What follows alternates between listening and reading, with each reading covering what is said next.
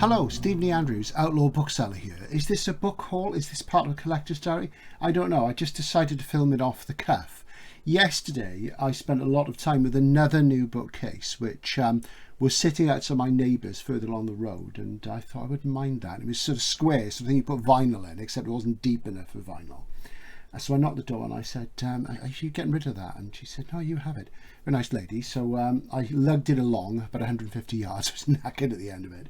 And I spent much of yesterday sort of putting it in situ, and I had to move a load of stuff. And I didn't film it because, quite honestly, you can be able to get the camera and the tripod in, but I'll show it to you at some point. It's full of things like mainstream novels in hardcover, crime novels in hardcover, SF reference, even some comics. And I've realised that some of my comics, they must be under the desk because my complete collection of Doom Patrol, I don't know where it is. Anyway, I'm wittering on. Book haul, etc. You might remember I said I wasn't going to buy any books in July and August once I'd sort of done with my holiday, mini holiday after the COVID thing. I managed to get some of my days back, which was fantastic. Thanks to my very kind employers. Yeah, but already we have a fail. I say yesterday, before I did the whole sort of bookcase thing, me and the video would have went out. We went for a drive. We went to Marlborough and we went in White Horse Bookshop. Got their bookmark here. What's lovely bookmark here. Great shop. There is a video on the channel about book shopping in Marlborough, and I stopped at Silbury Hill as well. Really good independent bookshop. I don't often say that. Well worth a visit in Wiltshire. Absolutely beautiful. But they have a second-hand stroke collectible area, which is very, very uncommon in a bookshop, which is basically a new bookshop. And they have some nice firsts, and I've bought the odd thing there. And yes, what did they have? They had a very fine collection of the Heliconia trilogy by Brian W. Aldiss in Jonathan Cape hardcovers, and they were a reasonable price. They weren't 50 quid a pop as they are in some places. There's a lot out there 5-10 quid, which are dreadful, and these were lovely, and nice maps and stuff. And I do love a bit of Brian, and you're probably surprised I haven't got these. I used to have the first one in hardcover, and then I had the first two in paperback, and I saw them on. Big world building trilogies are not really my thing, even when they're by the likes of Aldiss, but they're beautiful books. I do like Brian. I've read the first one. As I said, it wasn't really my thing. I tend to prefer singletons in SF, and but they are beautiful, and I decided that I really should acquire them because I do love Jonathan Cape stuff. I mean, Cape books are just the most beautiful books. Cape in the 70s and early 80s. I've got lots of Cape ballads, which I'll show you one day. Absolutely gorgeous. So the video would have bought me those. What a kind lady, isn't she lovely? So, you know, absolutely fantastic. So she bought those to me, which is very kind. A couple of other things came in the post for me just before, you know, the end of my sort of drawing a line over not buying books. And I got from Cold Tonnage, the wonderful Andy Richards, I got this, The Sign of the Unicorn by Roger Zelazny, which is one of the early Amber books, of course. And I've read these, but I don't have them in my possession at the moment. I did have that huge trade paperback of all 10, which is too big and there's too much of it. It's the early ones are the best ones. I really, really like Nine Princes in Amber. Massive influence over Game of Thrones. If you've never read Nine Princes in Amber, you must read that at the very least. You know my sort of rule with fantasy, which is read volume 1 and quit. Well, I have read a few more of these, and they're great fun, and there's this sort of slight science fantasy aspect to them, which I won't go into, but I got that.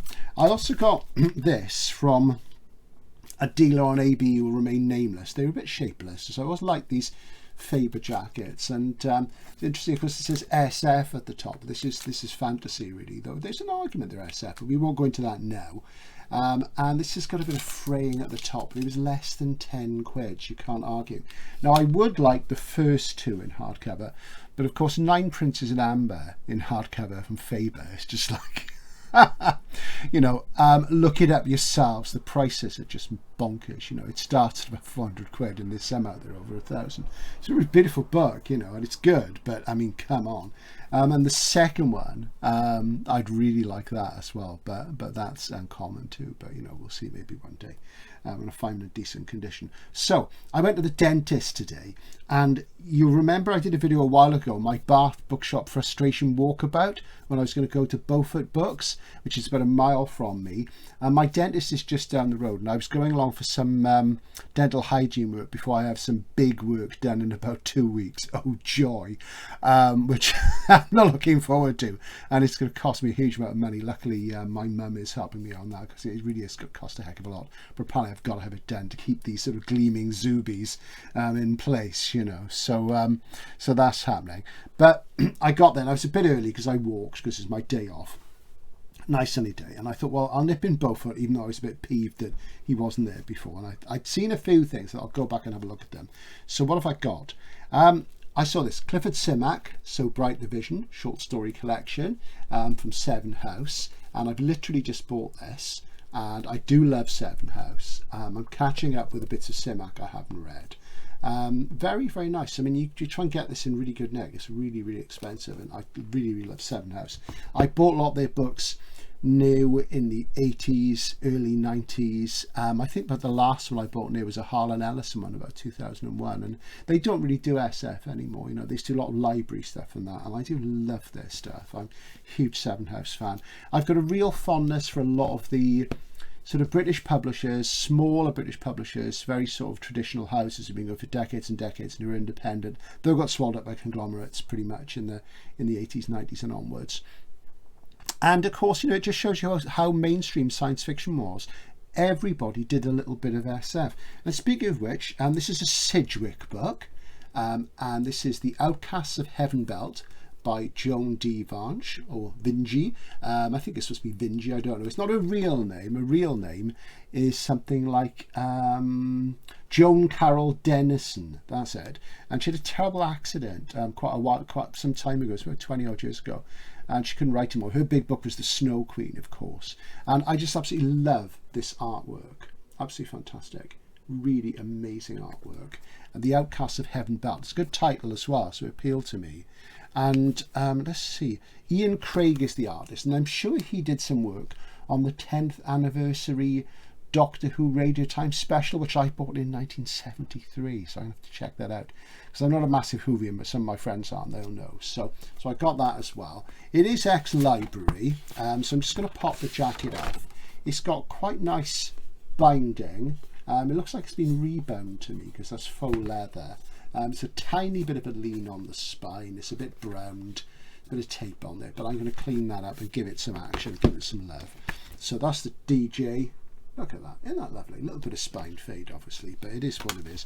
And this is a library book as well. So I'm just going to give those a bit of a clean and what have you now. So we'll have a look at the Simak first, and I'll warble on. And I think I've just... You know, you're seeing this weeks and weeks after I film it, and I'm just going to clip the old library jacket off this Simak while I talk. And last night, which won't be last night to you, but it was to me, I put up a video of me shopping in Troutmark Books in Cardiff again, Science Fiction Collector Diary 5, for those of you who missed it. And one of the subscribers was shocked that I was, you know, raving about books by Andre Norton and E. Doc Smith and sort of Piers Anthony, people like that. But you know, yeah, and you know, they're lightweight. You know, they're not my jam in a literary sense. But as I've said, a big part of this channel is about my personal journey at this time in my life into my fondness for SF, my memories of it, my feelings about where it is now, and it's about me, you know. And if you want to come along with me, that's great. If you don't, that's absolutely fine. I hope you do, because I think, you know, I've probably had a lot of experiences which are similar to yours, especially subscribers in my age group. For younger subscribers, I hope that you learn some things about SF and fantasy and fiction generally from watching, so I do hope you enjoy it. But you know, I do like really well written stuff, but I am in that stage. Nostalgia collecting for me is, you know, nostalgia is there for all of us, and people say you shouldn't be nostalgic. I don't care about that. I like nostalgia. I like the warm glow. We all like the warm glow. Yes, we're probably wishing we were younger. Yes, we're probably wishing things were different, but what's wrong with that? You know, if you think you live in dystopia, you know, it's not 1984. You don't have to say, yeah, the party's marvelous, what have you. You can say it's you know, that you don't like it. So it is what it is. So, but yeah, for me, it is about partially recreating the great pleasure I had in my early years of book selling in the 1980s, which was, you know, quite frankly, as far as I'm concerned, and from my perspective historically, was the golden age of book selling. And I suppose for all young booksellers who really enjoy it, wherever they are, is their golden age. But you know, I could probably give you a lot more evidence that then was a golden age. There was a lot of happening. Bear with me as I tear the back of the bow dart and get it off the actual jacket of the Simac. I'm not going to show you because it's way too fiddly to film, and you know, you can have the pleasure of seeing my handsome face instead of laughing. Right? So there we go. Okay, so we got that off, and underneath it's not too bad. It's quite nice. There's a bit of not much spine fading. It's actually very nice indeed. So there we go. It's got somebody's penciled in there. No, they penciled in there. Get the old rubber out. See what we can do with that. Get rid of that. We can't really get rid of it, but it's not a problem because nobody's going to see it. Interesting. There's no blurb on the back flap look, so they were obviously just thinking. There's a nice one in front, but they were obviously just thinking about, you know, the library sales. And it says in here, a classic collection of exciting novelettes from a master of the science fiction genre, an author of Where the Evil Dwells, Special Deliverance, Cosmic Engineers, and the Marathon Photograph and Other Stories, all available from Seven House. So I've got the Marathon Photograph because the very wonderful Mike at Fine Edition Books in Greenhouse, who's not trading at the moment, maybe. I know Mike hasn't been well on and off the last few years. He's not trading. It's a great shame. Well, she come trade back because I'm dying to buy some stuff from him. But if he's not well, that's fine. He actually gave me a copy of the Marathon Photograph, a mint one, early in the very early days of the channel. You'll see it there right back at the beginning. Very, very kind of him, and his stuff's fantastic. So so how much did I pay for these at Beaufort? Well, we did some horse trading, me and the chap there, and I offered him 10 quid for the pair initially because they're far from fine. You know, they're good to very good. And then he said, and I was thinking 12, you know, more realistic, and he said 12, and I said, all right, then let's go for it. I might have gone to 18, I might not have. Probably 15 would have been my upper limit on the pair, because even though they're both quite relatively uncommon books, they're not in absolutely tip-top condition. So that's that. So Simac, yeah, interesting thing Simac, because I remember Simac back in the 80s, there were lots of paperbacks in Methuen, and I'll just apply the old rubber here a minute and the toothbrush, there we go. And it has to be said, I didn't really sell a lot of Simac. He was very much an also-ran. He was the person that Methuen had the most books on their list. Methuen had a few things, you know, John Brunner, a little bit of Philip K. Dick at one point, a few things. There's some nice little hardcovers at one point. I like those as well. I've got all of those. And they did lots of Simac, and I used to stock them, but never sold very much, not even of City, you know, and it was one of those things. So he was somebody whose sort of star had sort of passed by then, even though he was still around. Gosh, there's tons of dust on this. Really, really quite bad. So there we go. I have to get the polish on the jacket as well. So, gosh, loads of dust. Now I've got all the keyboard of my computer, so there we go. But, yeah, so I didn't sell a lot of Simac even then. And he was somebody I always neglected of the sort of classic writers, and he's probably the one I've read the least. So, you know, I am gradually catching up, which is good. So there we go. So what do we do now? So as I said, I put some new bookcases in, and that meant there's a lot more room for my sort of octavos and crown quartos in that corner. And now I've got books to put in there. Oh, great. So what I normally do with that corner, because the video window is convinced it's damp there. It's not. There has been a bit of damp there, and we sorted that out with dehumidifying gear. But it does need a repaint in there. So if I ever show it to you and it looks dirty, I do apologise. I am going to get in there and paint at some point. I know I keep saying this, but I will. So what I'm going to do with these is I'm not going to jacket them. I'm going to bag them instead. Comic bag, book. Slip that in there. Fold nice and taut, and I tend to use magic tape for this, which theoretically you can take off and reuse. Doesn't always work. So I'm just going to tape that down there and tape this down here. There you go. Fold it on the top, and you know, I could do the Jules Burton film it all, but it's so difficult to film, and you know, for all you know, I don't even have pants on, but I do, of course, but there you go. I couldn't resist that joke. And another one there, So that's nice. I don't really bag stuff that's not in that corner. So there it is. Lovely. People are divided about bagging. And Jules and I were talking about this on the way back from Hay on Wye, Hay on Wye trip. The second one should be up by the time I post this, I imagine. And basically, we decided the bagging was a good thing, because he talked about, because he's a vintage paperbacks guy, he buys all sorts of things. That's his primary focus. Mine is SF of a certain period, and his is vintage paperbacks per se. We've got lots of other areas we're interested in, but those are our two major things. And he said that stuff that people had sort of bagged, and I was telling him about the Troutmark books thing, where the lady in Troutmark told me that a load of those Docs, Myths and things I bought came in biscuit tins, so they were pristine, and they were absolutely like new. They were incredible. And basically, obviously, biscuit tins, there's no light getting into a biscuit tin, obviously, and it's designed to keep things dry. A biscuit tin, keep biscuits dry. And Jules was saying that the stuff you see which was bagged was pristine, so so maybe we should bag everything. I like to let it breathe myself, and let it be what it is. And they're my books, so any sort of patina on them is apart from things I've bought second hand, it's new books I've bought. Any patina is sort of from really my ownership, so it has a personal meaning that way. So yeah, so nostalgia, personal meanings, and that's really, really nice, isn't it? So look at that, so that's great. So there we go. Going to find some room for those now. The whole idea of not buying books in July and August. Well, so much for that. So you've just seen the bit which was early July. This is weeks later. I've just come back from the dentist again for the first of my major sessions, 2 major sessions. So I'm just sort of like just about unfrozen now, and quite a bit lighter in the pocket as a result, with more to be done, but very pleased with the results thus far. So anyway, what's been happening on the SF collecting front? Well, it's been a mixed bag, and I'm going to show you lots of lovely SF, so don't despair. But I did fall down a mainstream rabbit hole, as they say, because a couple of weeks ago this book came out, Circus of Dreams, Adventures in the 1980s Literary World, by a chap called John Walsh, and this is about British bookselling and publishing in the 1980s, and it took me right the way back, and I absolutely loved it, really enjoyed it. So I'm going to be doing a review of that, and it got me looking back at the 80s. The 80s was an exciting time in SF. It was also a very exciting time in British publishing and bookselling, because a lot of things really exploded.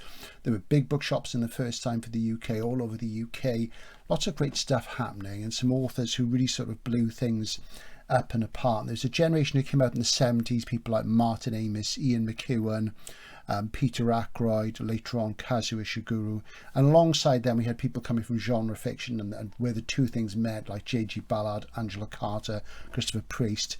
And it's a really, really exciting time. It really got me looking back and thinking back to those days. Salman Rushdie was another one. So at some point I'm going to do a review of that book and talk about the 80s British literary scene and my memories and how this book covers them. So if you're interested in general fiction, do give that a read, because it's really, really good. So with that in mind, I decided it was time to reread a book I hadn't read for a very long time, which was Peter Ackroyd's Hawksmoor, which was his 3rd novel. This is a 1st edition. I hadn't read it for years. It's quite a difficult book to read. It's 210 pages, marvellous. In the paperback it's 260, but it's exactly the same, so it's been reset. So this is really, really good, and it's you could describe it as an occult thriller, but a very subtle one, so I'll talk about that at some time again, but that was marvellous. And that got me thinking about reading something else by Peter, because it's been a long time, because he is really brilliant. And I acquired a copy of First Light. This is the 1st edition. I got this from Cold Tonnage. There's loads of these out there. It's not an uncommon book. You can get it for about £5, and this has some SF elements, so I'm going to read that next. So I'm going to enjoy that. So when I've read that as well, I'll do a review of the 80s literary scene and my rediscovery of it. Somebody else who's involved with that I mentioned was Angela Carter, and I decided that I'm going to reread some of Angie's works as well, because she used to be a big favourite of mine back in the day. And of course she was featured in magazines like Into Zone. She loved New Worlds magazine, and she used to write very, very interesting stuff that was very hard to pin down. So I acquired this hardcover reissue in Virago of The Magic Toy Shop, her best early novel, because the first is very uncommon, very expensive, and it's not that attractive. So I'm going to reread that, because I haven't read that for years and years and years. and I decided to dig out my favourite by her, 1977's The Passion of New Eve, which here in first edition, Golanc's Fantasy and Macabre, and she wrote this while she was living in Bath, funnily enough. It's got a great Art Deco cover there, and that's an SF novel. And I decided to revisit one of her earlier books again, which is Love, which is her fourth novel. And I wasn't that impressed at the time, but I'm going to go back to it. And this is set in Bristol, because she lived in Bristol before she lived in Bath, because the two are only 10 miles apart. Beautiful jacket. So I'm looking back at her work. To complete my little roundup of what I've been doing on the mainstream side, I also read this, 3 o'clock in the morning, by Rico Carafilio, who is one of my favourite contemporary writers. He's Italian, anti-mafia prosecutor, former Italian senator, former criminal advocate. He normally writes crime fiction, he writes general fiction as well. He's a household name in Italy, he's really famous, he sold millions of books over there.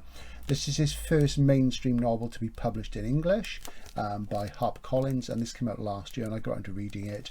And it's a story, a sort of rite of passage thing, coming of age, young man spends time with his father in Marseille, and they stay up 2 nights running, and they go to jazz clubs and stuff. And it was good. I enjoyed it. I love Carafilio's light and shade tone, but it was quite a minor work, I felt, for him, but it was lovely to read. It's a beautiful book, so that was okay. So moving on to SF, I have acquired some things, and something I've read quite recently, which to begin with I wasn't certain of, but I really enjoyed it, was this book, Country Love and Poison Rain by Peter Tate. And this is a Doubleday hardcover first edition. I don't think this book's ever had a paperback. And Peter Tate wrote about 7 or 8 novels. He was from South Wales, and this is a science fiction novel set in 1975. It was published in about 1972, and it's set in South Wales. So I was really, really interested. And a lot of it is set around Newport and Cardiff, and in the Brecon Beacons, where Jules and I went to Hay-on-Wye. So it's got some sort of resonance with me. And Peter Tate, he used to publish stories in New Worlds magazine. He wrote 3 novels, I think maybe 4, set in the fictional home of Douglas Spalding, the character of Ray Bradbury's, who's the focus character of Dandelion Wine, which is my favourite Bradbury novel. And it's much later sequel, Farewell Summer, which I'm not so keen on. And he wrote sort of sequels to them, so he liked that town a lot, and I think they're fantasy novels, even though Dandelion Wine is a mainstream novel. So Country Love and Poison Rain is about Welsh nationalism, Welsh nationalist groups, insurrection, and it's about the Americans using NATO to really undermine the democracy within NATO by deciding they were going to move some chemical weapons and hide them in Wales in some caves. So it's quite political, it's quite short, it's very mature sort of style, mainstream style, classic sort of literary, I was about to say English literary science fiction novel, because I do like that tradition, and I'm going to say that because it was written in English. There's also Welsh colour in it. It's very funny constructed. It's about misdirection and about pulling the wool over various eyes in the different sort of political factions in Welsh nationalism. And, you know, it's just kind of a protest novel, really. So I really enjoyed that. And I do have about 4 other books by Peter. This was the first one I'd read. I had read short stories, and that was really good. So a bit of Welsh science fiction for you, a very uncommon thing there. Other Welsh science fiction writers, of course, include Alistair Reynolds and Christopher Evans, not Dr. Christopher Evans. Those two are often conflated and confused. And the other person who springs to mind, who else springs to mind, is David Redd. Now, David Redd only wrote short stories, and there is a David Redd collection which is out there now, so I'm going to buy that. He did one collaboration with Christopher Priest, so I'm looking forward to getting that. So when I get that, I'll review that as well. So perhaps sort of a thing on Welsh SF in the future. That'll be fun. So what else have I been getting? One little upgrade. I decided it was time to reread Thomas More's Utopia. So I got this little Penguin Classics hardcover, which is very nice, which has got a really good introduction. So there we go. Decorated boards, no jacket. Nice little series, these. So that's going on there, because of course recently I've done a dystopian video, and that's got me thinking about utopias more. And of course the irony about Thomas More's Utopia is it is in a way dystopian. So there we are. So onto the purer genre SF. What have we been coming up with? Well, I have to say I was very pleased. I've talked about this, I know, and this was a book which I read when I was about 13, and I remember saying many times that I thought it was prurient even then. And this is Robert A. Heinlein's I Will Fear No Evil, and I've got my paperback still over there. And I think when I showed my paperback in one of the videos, I said I'd love a hardcover in really good nick, and what we've got here is the hardcover. There we go. Isn't that gorgeous? I love that title, the skull on the cover. I love that yellow.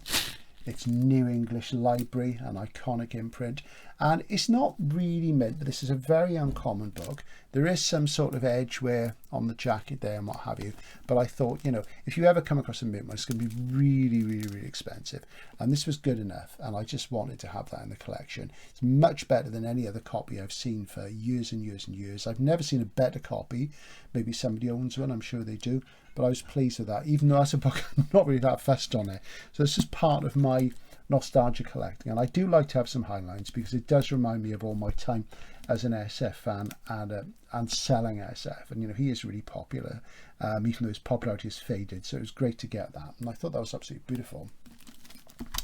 A lot more my thing, and the person who often ends up to him when you alphabetize your shelves with SF is M. John Harrison, who, you know, alongside Moorcock was very critical of Heinlein, and rightly so, and you know, in a literary sense I would agree with that. But I managed to acquire this. Again, this is an American Doubleday first edition. This is one of the most challenging novels I think I've ever read, and I don't think Mike was at his mature style when he wrote it. And he wrote it, I know, he had a typewriter balanced on his knee, sitting behind the counter in Savoy Books in Manchester, famous underground bookshop and record shop, which used to get in trouble all the time. And Dave Britton and Michael Butterworth, who, you know, used to run Savoy, they said the Savoy Press, they get all sorts of scrapes all the time. They've even been to prison for publishing books, you know. Samuel R. Delaney book they published, The Tides of Lust, was successfully prosecuted for obscenity. So they really do push the envelope.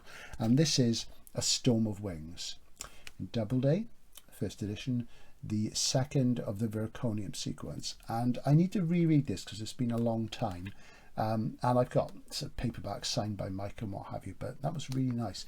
This is the sort of book I used to see in Hay on Wye a lot years ago, and they'd always been a bit of a state, and I think, well, you know, it's not that nice, but this is a really nice one.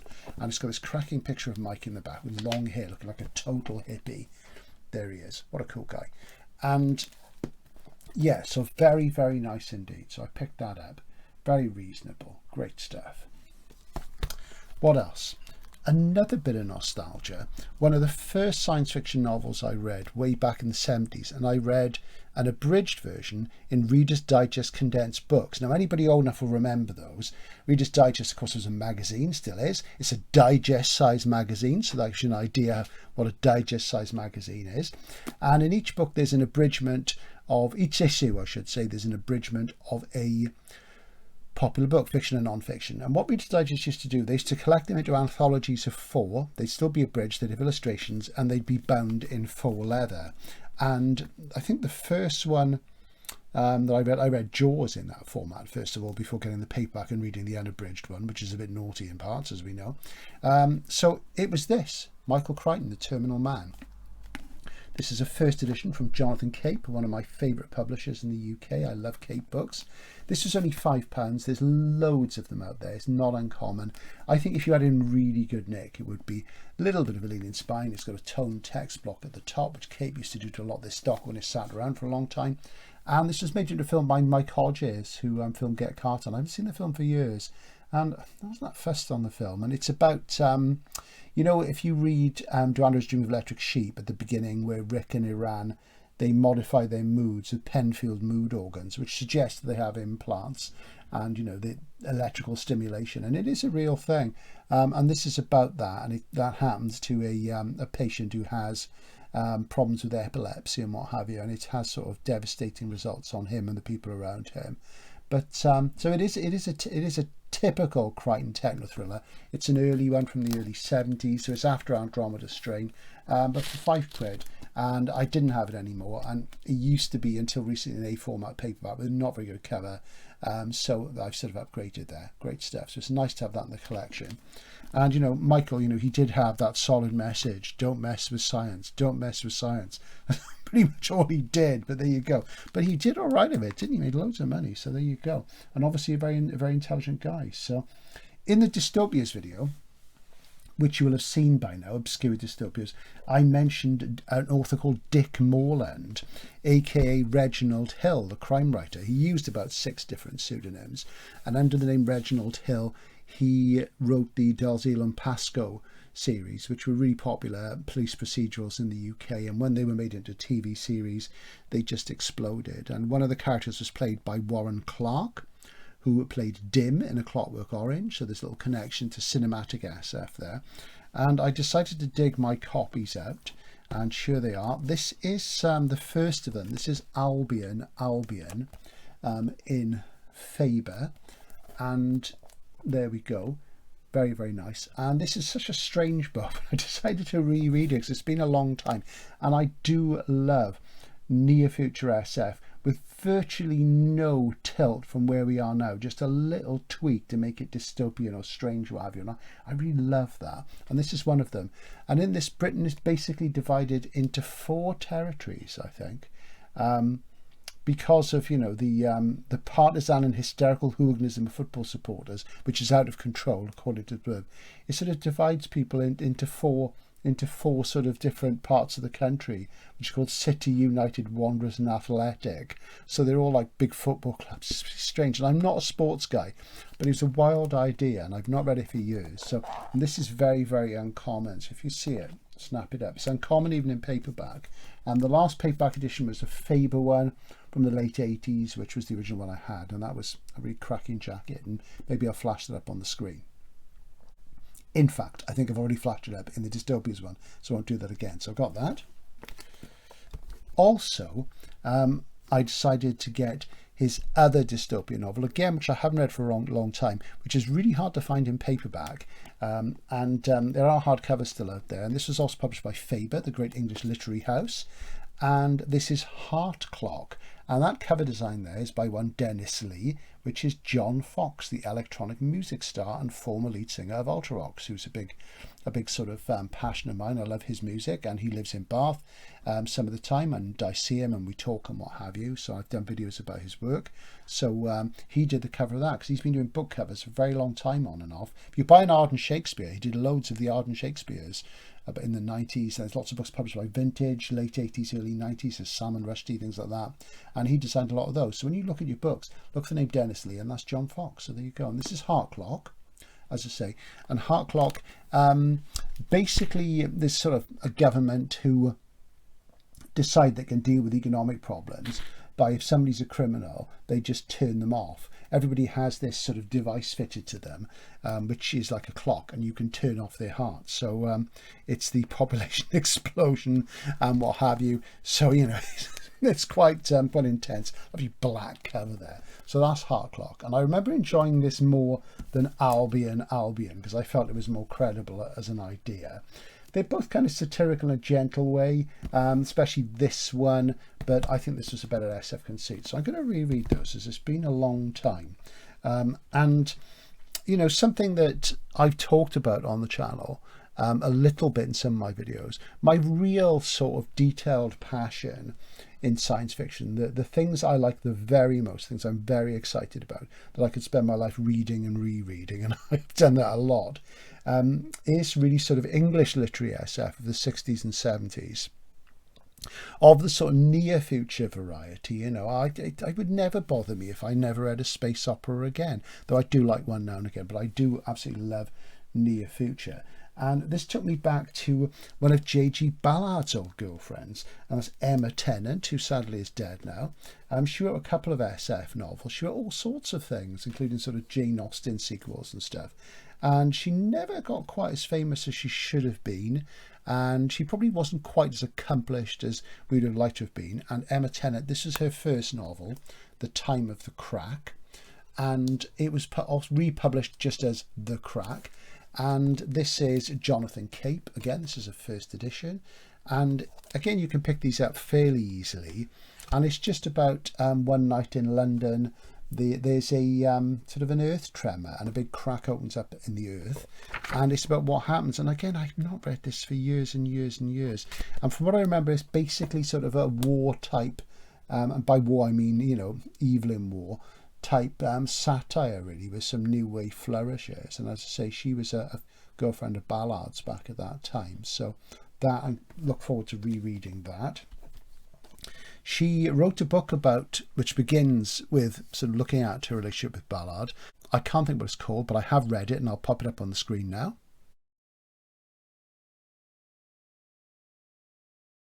I read it when it first came out, and I've got rid of it. It went in a cull when I had a cut back on some things.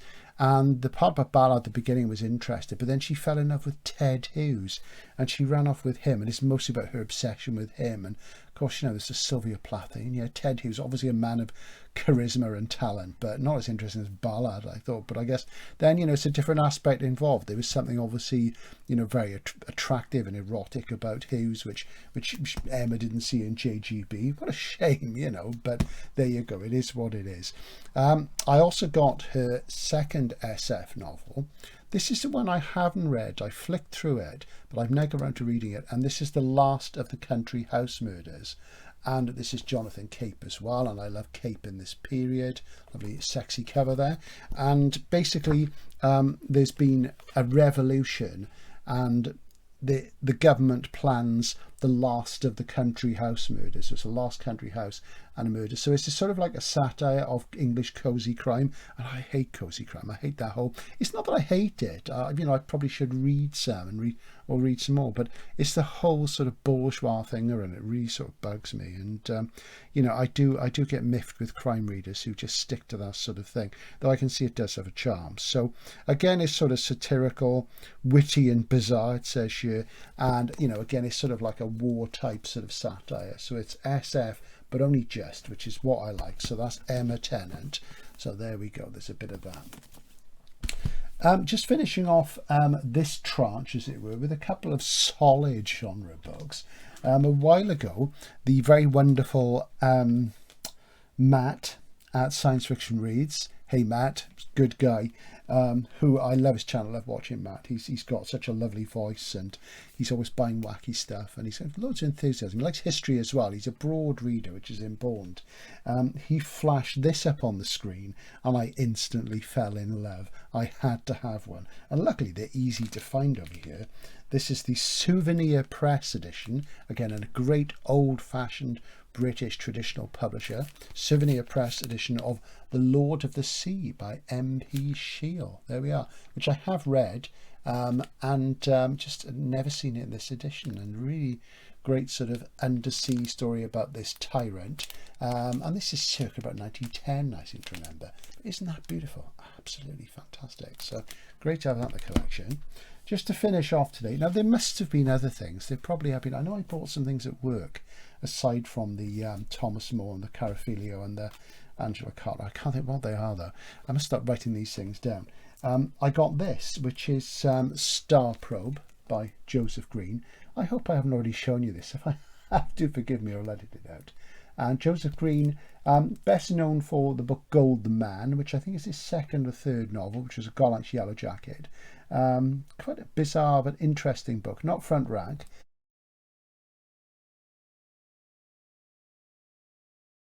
But I just love the cover of this. This is very, very common in the book club edition, which is smaller and isn't in full colour. This is the Millington hardcover first, which is quite uncommon, and just lovely, absolutely lovely. And it's a first contact novel. The basic idea about this is that there's this cadre of people who fund this society of this group who say that we shouldn't make interstellar contact or even, you know, local contact with any intelligent life anywhere else in the universe. We shouldn't do it, and we shouldn't be involved in space travel and what have you. And then this probe appears from another star system and is sort of gathering information about us and what have you, obviously preparatory to first contact. So I've not read it. It's quite slim, which I like. I do like Millington books a lot. On the back there's a list of authors they published. It only went for a few years, Millington. It lasted about 10 years, I think. And they also published Zelazny, Piers Anthony, Donald Barr, Keith Laumer, Norman Spinrad. I love the Spinrad one they did. They did, which one was it? It wasn't the Iron Dream, and it wasn't Bugjack Baron. Maybe it was the Iron Dream, I can't remember. But they did a really, really nice Spinrad. I think it was No Direction Home, the short story collection, which was the first Spinrad I ever read. Which is really good, apart from one story, which is just a straight rip-off of 1984, which I really think, come on, Norman. Norman, he's really good. It was early day stuff, of course. Gregory Benford, Dan Morgan, Joseph Green, Harlan Ellison. I've got some Ellison in Millington, and Clifford Simax. They did good, solid stuff. And Millington was run, I believe, by Thomas Tessier, who later went on to become a horror writer. I think that's correct. And there we go. So that's that. So that's the sort of recent purchases. Again, theoretically, in August, I'm not going to buy anything, but I guess we'll see. This is Outlaw Bookseller. There'll be more Collector's Diary to come. There'll be a lot more SF to come. There'll be more general fiction to come, more out and abouts. And, you know, I hope to see you with me. And maybe next time I post, I'll have the rest of my dental work done. And, you know, I'll feel like a normal human being again. Please subscribe, like, because that does make a difference, and so on. Thanks for your comments. Thanks to regular subscribers and everybody who's helped support the channel. And we're approaching the sort of first birthday in about a month or so. Bye for now.